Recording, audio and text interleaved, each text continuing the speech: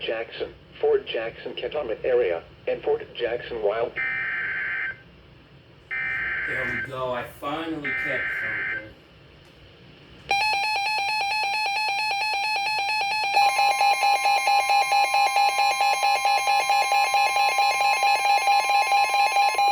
The National Weather Service in Columbia has issued a severe thunderstorm warning for southeastern Lee County in central South Carolina, east central Sumter County in central South Carolina, until 6:30 p.m. Eastern Daylight Time.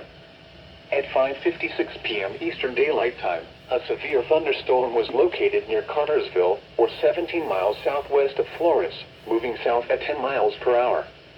The following hazards are expected: 60 miles per hour wind gusts. Source: radar indicated. The following impacts are expected. Expect damage to trees and power lines. Locations impacted include Woods Bay State Park, Lynchburg, and Shiloh.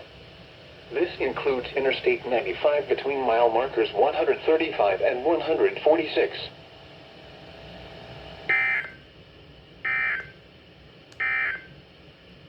The National Weather Service in Columbia has issued a severe thunderstorm warning for